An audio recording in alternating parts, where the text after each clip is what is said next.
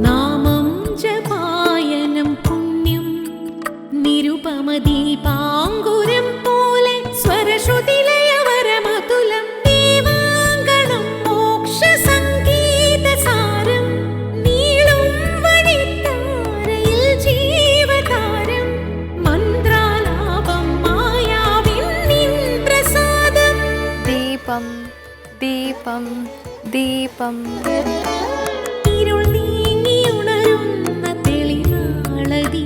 ഏവർക്കും സന്ധ്യാദീപത്തിലേക്ക് സ്വാഗതം.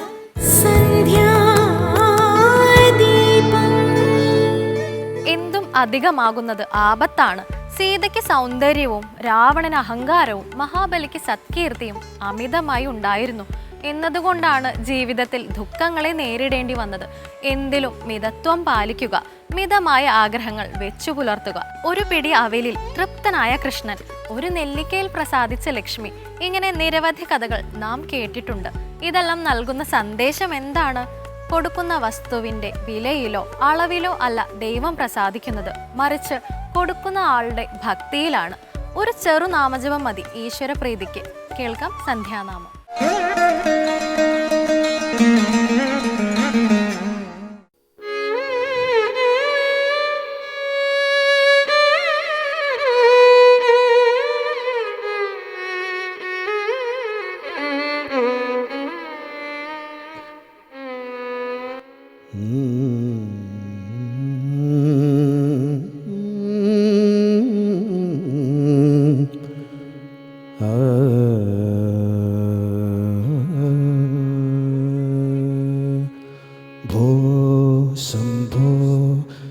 ശംഭോ സ്വയംഭോ ഭോ ശംഭോ ശിവശംഭോ സ്വയംഭോ ഭോ ശംഭോ ശിവശംഭോ സ്വയംഭോ ഭോ ശംഭോ ശിവശംഭോ സ്വയംഭോ ഭോ ശംഭോ ശിവശംഭോ സ്വയംഭോ ഭോ ശംഭോ ശിവശംഭോ സ്വയംഭോ ഭോ ശംഭോ ശിവശംഭോ സ്വയംഭോ ഭോ ശംഭോ ശിവശംഭോ സ്വയംഭോ ഗംഗാധര ശങ്കര കരുണാകര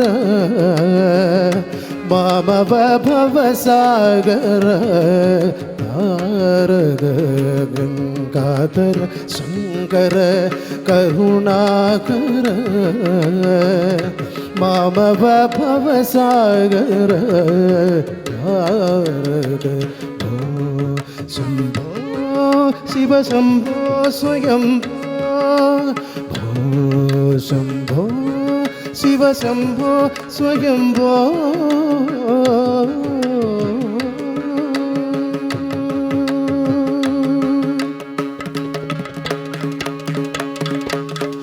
നിർഗുണ പരബ്രഹ്മ സ്വരൂപായ ഗമ ഗമ പോത പ്രപഞ്ചരഹിത നിർഗുണ പരബ്രഹ്മ സ്വരൂപായ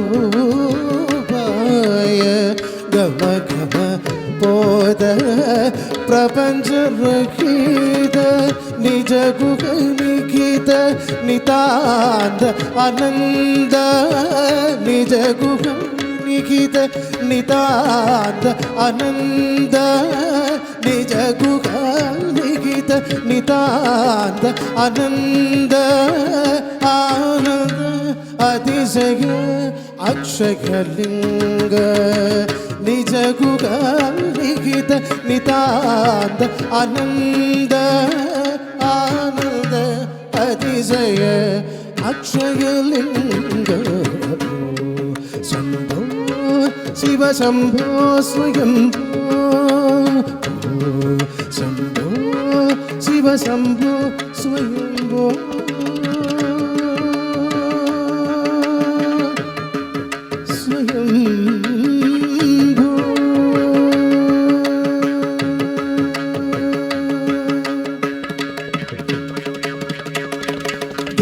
ദിമി ദിമി ദിമി കിട കിട തോം തോം തരികിട തരികിട കിടതു ധിമിത ധിമിത ധിമി ധിമി കിട കിടതു തോം തരികിട തരികിട കിടതു മതംഗ മുനിവര വന്ദിത ഈശ സർവദിഗംബര വേശിത വേഷ നിത്യ നിരന്തര നൃത്യ നടേശ ഈശ സർവേശ സർവേശ ധിമിത ധിമിത ധിമി ധിമി കിട കിടതു തോം തരികിട തരികിട കിടതു മതംഗ മുനിവര വന്ദിത ഈശ സർവദിഗംബര വേശിത വേഷ നിത്യ നിരന്തര നൃത്യ നടേശ ഈശ സർവേശ സർവേശ ശംഭോ ശിവ ശംഭോ സ്വയംഭോ ഗംഗാധര ശങ്കര കരുണാകര മാമവ ഭവസാഗര നാരദോ ശംഭോ ശിവ ശംഭോ സ്വയം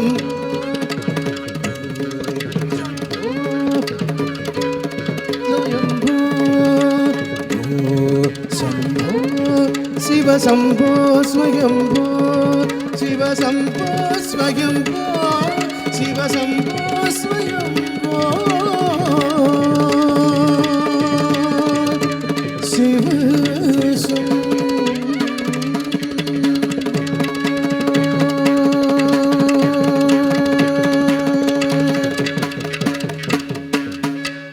പകലോനാണ് സൂര്യൻ. നിരവധി കഥകളാണ് പുരാണങ്ങളിൽ സൂര്യനുമായി ബന്ധപ്പെട്ട് പറയുന്നത്. കഥയമമ ഇന്നു മുതൽ സൂര്യകഥകളുടെ വെളിച്ചവുമായി നമുക്ക് മുമ്പിൽ എത്തുകയാണ്. ആദ്യം കേൾക്കാം അക്ഷയപാത്രത്തിന്റെ കഥ. എല്ലാ സജ്ജനങ്ങൾക്കും കഥയമമയുടെ പുതിയ അധ്യായത്തിലേക്ക് ഹാർദവമായ സ്വാഗതം. ഭാരതത്തിൽ ഷഡ്മതങ്ങൾ പ്രചാരത്തിലുണ്ടായിരുന്നു. അതിലേറ്റവും പ്രകടമായിട്ടുള്ളത് നമുക്ക് എല്ലാവർക്കും അറിയാം. വൈഷ്ണവ മതം, ശൈവമതം, ശാക്തേയ മതം, ഇങ്ങനെ നിരവധിയായിട്ടുണ്ട്. ഇതിൽ ബ്രഹ്മത്തിൻ്റെ മൂലസ്വരൂപമായിട്ട് സൂര്യനെ ആരാധിച്ചിരുന്ന ഒരു പാരമ്പര്യം ഭാരതത്തിനുണ്ടായിരുന്നു. ഇന്നും നമ്മുടെ ദേവതാ സങ്കല്പങ്ങളിൽ സൂര്യൻ എന്ന് പറയുന്ന ദേവതയ്ക്ക് ഏറ്റവും ഉയർന്ന സ്ഥാനം തന്നെയാണ് ഉള്ളത്. ഗായത്രി മന്ത്രം കൊണ്ട് പോലും നമ്മൾ ആരാധിക്കുന്നത് ആ സൂര്യനിലുള്ള ബ്രഹ്മ തേജസ്സിനെ ആണ് എന്നെല്ലാവർക്കും അറിയാലോ. അതുകൊണ്ട് ഈ ഒരു അധ്യായം തൊട്ട് നമ്മൾ സംസാരിക്കുന്നത് സൂര്യദേവനെ കുറിച്ചാണ്. സൂര്യദേവന്റെ കഥകളാണ്. സൂര്യദേവന്റെ കഥകളിൽ ഏറ്റവും പ്രശസ്തമായിട്ടുള്ള ഒരു കഥ മഹാഭാരതം ആരണ്യപർവ്വത്തിൽ പ്രതിപാദിക്കുന്നുണ്ട്. അത് എല്ലാവർക്കും സുപരിചിതമായിട്ടുള്ള അക്ഷയപാത്രത്തിൻ്റെ കഥയാണ്. നമ്മൾ ഇന്ന് വൈശാഖ മാസത്തിലെ 3ാമത്തെ തിഥി, അതായത് തൃതീയ, ഇന്ന് അതിനെ വിളിക്കുക അക്ഷയ തൃതീയ എന്നാണ്. യഥാർത്ഥത്തിൽ ഈ അക്ഷയ തൃതീയ കൊണ്ട് അർത്ഥാക്കുന്നത് ഈ അക്ഷയപാത്രവുമായി ബന്ധപ്പെട്ട ഈ ഒരു കഥയാണ്. അപ്പോൾ ആ കഥയിലേക്ക് നമുക്കൊന്ന് കടന്നു ചെല്ലുകയും ചെയ്യാം. ഭഗവാൻ ശ്രീകൃഷ്ണൻ്റെ നിർദ്ദേശപ്രകാരം വനവാസത്തിലേക്ക് പോകുന്ന ഈ പാണ്ഡവരെല്ലാവരും അവിടെയുള്ള നിരവധിയായിട്ടുള്ള ബ്രാഹ്മണരെ നമസ്കരിക്കുന്നുണ്ട്. അവർക്ക് ഭക്ഷണം കൊടുക്കാനുള്ള അവസ്ഥ ആ സമയത്ത് വനവാസക്കാലമായതുകൊണ്ട് തന്നെ രാജ്യവും സമ്പത്തും ഒന്നും തന്നെ ഇല്ലാത്തതുകൊണ്ട് പാണ്ഡവർക്ക് ഉണ്ടായിരുന്നില്ല. അതുകൊണ്ട് ധൗമ്യൻ എന്ന് പറയുന്ന ഒരു മഹർഷിയുടെ ആജ്ഞപ്രകാരം ധർമ്മപുത്രർ, അതായത് യുധിഷ്ഠിരൻ, സൂര്യദേവനെ തപസ് ചെയ്യാൻ വേണ്ടി ആരംഭിച്ചു.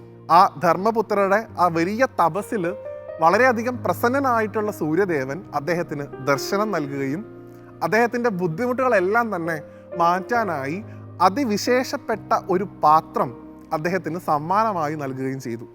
അദ്ദേഹം പറയുന്നുണ്ട്, സൂര്യദേവൻ യുധിഷ്ഠിരനോട് പറയുന്നു, ഇതിൽ നിങ്ങൾക്ക് ആവശ്യമുള്ള അത്രയും ഭക്ഷണം എല്ലാ സമയത്തും കിട്ടിക്കൊണ്ടേയിരിക്കും. നിങ്ങൾക്ക് മുഴുവൻ ബ്രാഹ്മണർക്കും ഭക്ഷണം കൊടുക്കാനുള്ള ഭക്ഷണവും ഇതിൽ നിന്ന് തന്നെ കിട്ടും.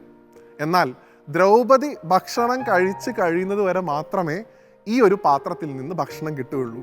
അതുകൊണ്ട് ദ്രൗപദി ഏറ്റവും അവസാനമാവണം ഭക്ഷണം കഴിക്കേണ്ടത്. ദ്രൗപദി ഭക്ഷണം കഴിച്ചു കഴിഞ്ഞാൽ പിന്നെ അക്ഷയപാത്രം ഭക്ഷണം തരുന്നതല്ല.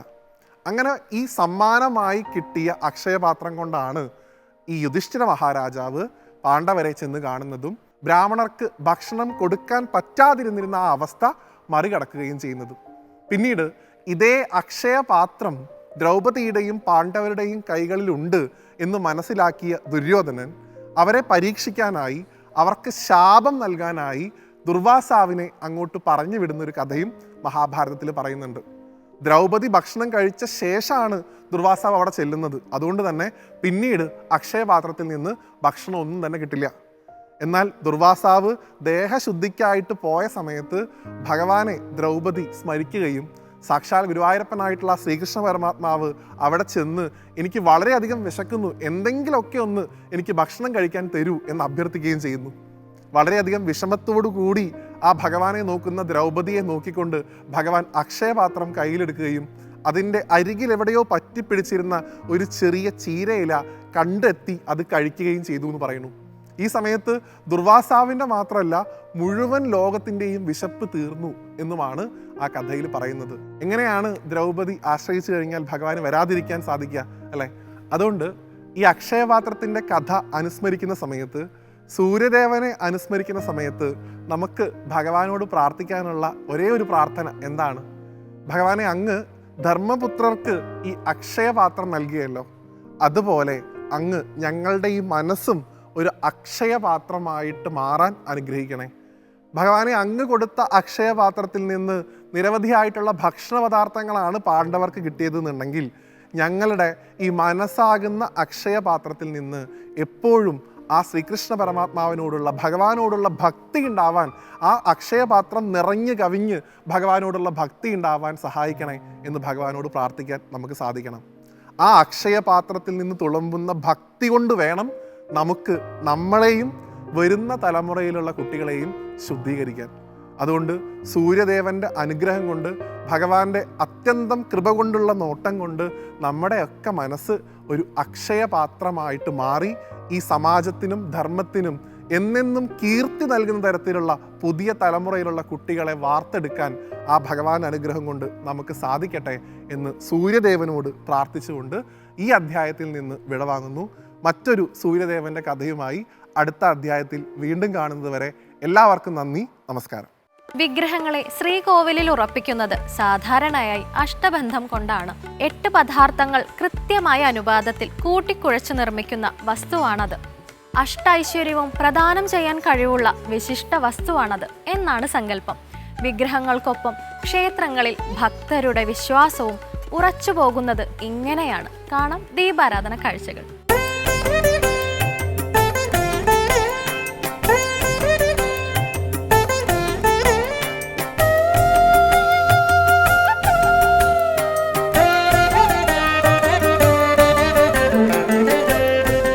ഇത് തിരുവഞ്ചിക്കുളം ശ്രീ മഹാദേവ ക്ഷേത്രം. പൗരാണികതയും ആത്മീയ വിശുദ്ധിയും കൊണ്ട് പ്രസിദ്ധി നേടിയ ക്ഷേത്രം. 2 ദേശ സംസ്കാരങ്ങളെ ഇണക്കിച്ചേർക്കുന്ന മഹാക്ഷേത്രം.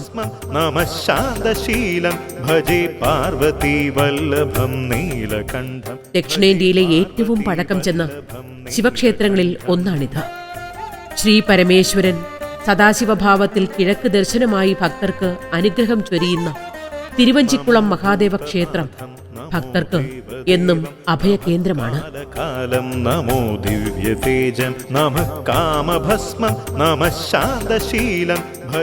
സ്വയംഭൂവാണ് ഇവിടെ ഭഗവാൻ. അതേസമയം ശ്രീ പരമേശ്വരൻ ഇവിടെ ഒറ്റയ്ക്കല്ല. ഭഗവാനോടൊപ്പം പാർവതി ദേവിയുമുണ്ട്. ഉമാമഹേശ്വര സാന്നിധ്യമുള്ള ഈ പുണ്യസങ്കേതം ചേര രാജാക്കന്മാരുടെ കുടുംബക്ഷേത്രം എന്ന പേരിലും ഖ്യാതിയുണ്ട്. സദാശൈവ പൂജ്യം സദാ ശുദ്ധഭസ്മം സദാ ധ്യാനയുക്തം സദാ ജ്ഞാനതൽപം ഭജേ പാർവതി വല്ലഭം. തൃശൂർ ജില്ലയിൽ കൊടുങ്ങല്ലൂരിൽ നിന്ന് 2 കിലോമീറ്റർ തെക്കുഭാഗത്താണ് തിരുവഞ്ചിക്കുളം മഹാദേവ ക്ഷേത്രം. പ്രസിദ്ധമായ കൊടുങ്ങല്ലൂർ ശ്രീ കുരുംബ ഭഗവതി ക്ഷേത്രത്തിൽ നിന്നും ഇവിടേക്കുള്ള ദൂരവും 2 കിലോമീറ്ററാണ്. കാലപ്പഴക്കമാണ് ഈ ക്ഷേത്രത്തിന്റെ പ്രത്യേകതകളിൽ ഒന്ന്. 2000 വർഷത്തെ ചരിത്ര പെരുമയുണ്ട് തിരുവഞ്ചിക്കുളം മഹാദേവ ക്ഷേത്രത്തിന്. ശൈവമത വിശ്വാസികളുടെ 274 തിരുപ്പതികളിൽ കേരളത്തിലെ ഏക തിരുപ്പതിയാണ് ഈ ക്ഷേത്രം.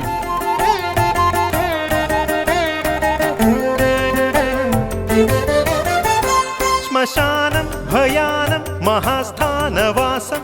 13ാം നൂറ്റാണ്ട് വരെ ഭരിച്ചിരുന്ന ചേര രാജവംശത്തിന്റെ തലസ്ഥാനമായിരുന്നു ഇവിടം. ചേര രാജവംശത്തിലെ പുകഴ്പെറ്റ രാജാവായ ചേരമാൻ പെരുമാൾ തിരുവഞ്ചിക്കുളം ക്ഷേത്രം പണികഴിപ്പിച്ചുവെന്നാണ് വിശ്വാസം. ചേരമാൻ പെരുമാളുടെ കൊട്ടാരമുണ്ടായിരുന്നതായി കരുതപ്പെടുന്ന ചേരമാൻ പറമ്പിനടുത്താണ് ക്ഷേത്രം സ്ഥിതി ചെയ്യുന്നത്. ശ്മശാനം ഭയാനം മഹാസ്ഥാനവാസം ശരീരം. തിരുവഞ്ചിക്കുളം മഹാദേവ ക്ഷേത്രോൽപത്തിയെക്കുറിച്ച് നിരവധി ഐതിഹ്യങ്ങളുണ്ട്. തലമുറകൾ കൈമാറി വന്ന ഐതിഹ്യങ്ങളിൽ ഒന്ന് ഇപ്രകാരമാണ്. അമ്മയെ നിഗ്രഹിച്ച പാപത്തിൽ നിന്ന് മോചനത്തിനായി പരശുരാമൻ സർവപാപ നിഗ്രഹകനായ ശ്രീ പരമേശ്വരനെ ധ്യാനിച്ച് കഠിന തപസ് ആരംഭിച്ചു. ത്രേതായുഗത്തിൽ അദ്രി മഹർഷിയുടെ നിർദ്ദേശപ്രകാരമായിരുന്നു പരശുരാമന്റെ തപസ്. തപസ്സിൽ സംതൃപ്തനായ ശ്രീ പരമേശ്വരൻ കുടുംബസമേതം പ്രത്യക്ഷപ്പെട്ട് പരശുരാമനെ അനുഗ്രഹിച്ചു. പരശുരാമന്റെ അഭ്യർത്ഥനയെ മാനിച്ച് ഉമ മഹേശ്വരനിൽ ലയിച്ച് ഒന്നായി സ്വയംഭൂവായി ശിവലിംഗ രൂപത്തിൽ ഇവിടെ കുടികൊള്ളുന്നു എന്നാണ് വിശ്വാസം. ഭജേ പാർവതി വല്ലഭം നീലകണ്ഠം ഭജേ പാർവതി വല്ലഭം. യുഗങ്ങൾക്ക് ശേഷം കടൽക്ഷോഭത്തിലോ പ്രളയത്തിലോ സ്വയംഭൂ ശിവലിംഗം വെള്ളത്തിലാണ്ടുപോയി. വർഷങ്ങൾക്ക് ശേഷം വെള്ളം ഒഴുകിപ്പോയപ്പോൾ ഈ പ്രദേശമാകെ ചതുപ്പ് നിലങ്ങളായി. പിന്നീട് ഇവിടം പുഞ്ചപ്പാടങ്ങളായി മാറി.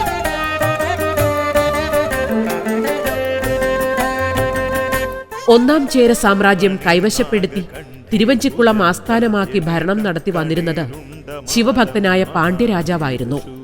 അദ്ദേഹം എല്ലാ മാസവും തമിഴ്നാട്ടിലെ ചിദംബരത്ത് പോയി ചിദംബരനാഥനെ ധ്യാനിച്ച് തപസ് ചെയ്യാറുണ്ടായിരുന്നു. രാജ്യഭരണവും ചിദംബരത്തേക്കുള്ള യാത്രയും ബുദ്ധിമുട്ടായപ്പോൾ രാജാവ് തന്റെ സങ്കടം ചിദംബരനാഥനോട് പറഞ്ഞ് പ്രാർത്ഥിച്ചു. അന്ന് രാത്രിയുറക്കത്തിൽ രാജാവിനെ സ്വപ്നത്തിലെത്തി ഭഗവാൻ പരിഹാരം ഉപദേശിച്ചു. തിരുവഞ്ചിക്കുളത്ത് തന്റെ സാന്നിധ്യമുണ്ടെന്നും അത് കണ്ടെത്തി ആരാധന നടത്തിയാൽ താൻ തൃപ്തനാകും എന്നായിരുന്നു ചിദംബരനാഥൻ രാജാവിന് നൽകിയ സ്വപ്ന ദർശനം. തുടർന്ന് നടന്ന തിരച്ചിലിൽ ചെളിയിൽ ആണ്ടുകിടന്ന ശിവലിംഗം കണ്ടെത്തുകയും വിഗ്രഹത്തെ ഭക്തിപൂർവം രാജാവ് ആരാധിച്ചു വരികയും ചെയ്തു.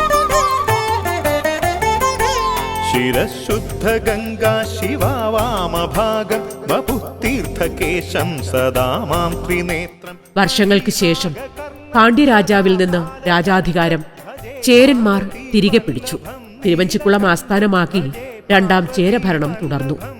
വൈഷ്ണവ ഭക്തനും മതകാര്യങ്ങളിൽ അതീവ തൽപരനുമായ കുലശേഖര പെരുമാൾ ഉമാമഹേശ്വര ലിംഗം സ്ഥിതി ചെയ്തിരുന്നിടത്ത് ചെറിയൊരു ക്ഷേത്രം പണിത് ഭഗവാനെ ആരാധിച്ചു വന്നു.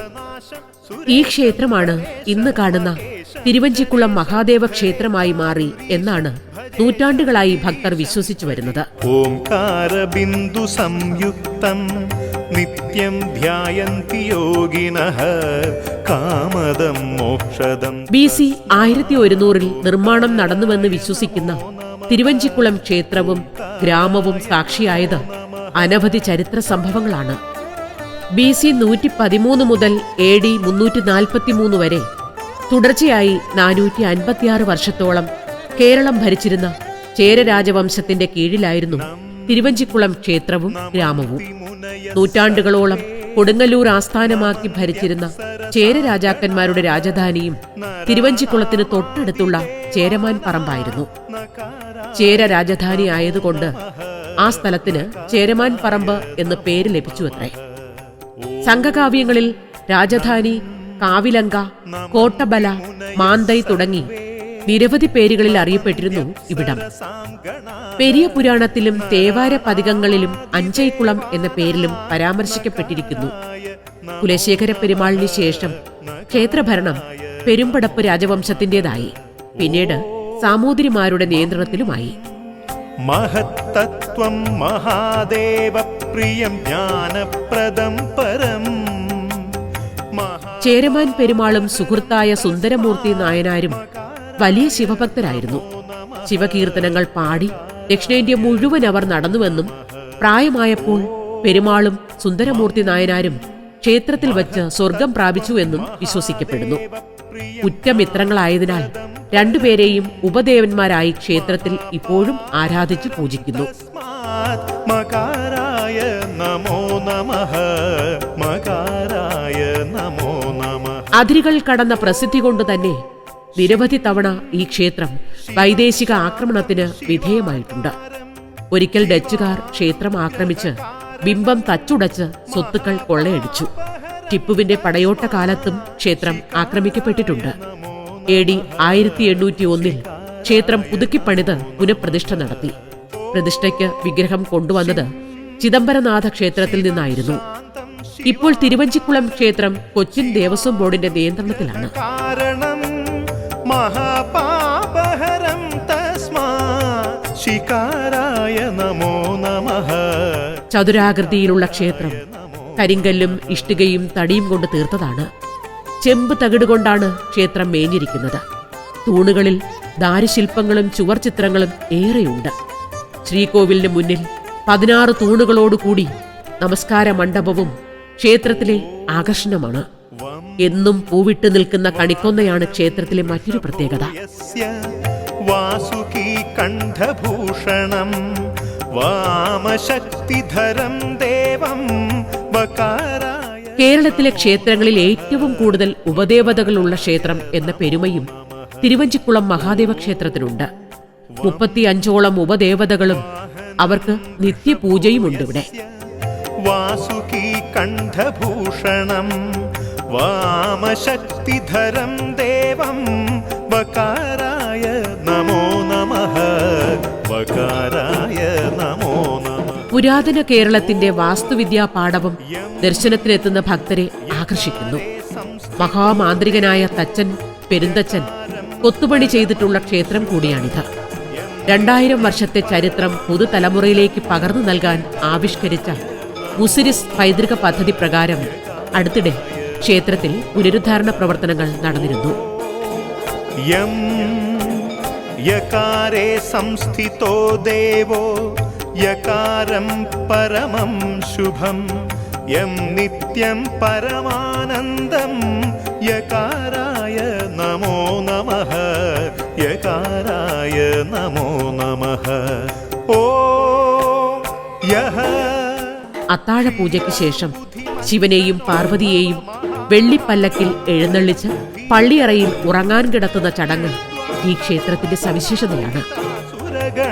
നാരായണാദീൻ തദാ നാരായണാദീൻ തദാ.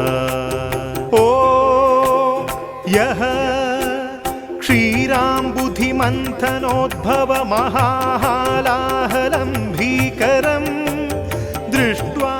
സംസ്ഥാനത്തിന്റെ വിവിധ ഭാഗങ്ങളിൽ നിന്ന് ഭക്തർ, പ്രത്യേകിച്ച് സ്ത്രീകൾ, ദമ്പതി പൂജ എന്നറിയപ്പെടുന്ന പള്ളിയറ പൂജയിൽ പങ്കെടുക്കാൻ എത്താറുണ്ട്.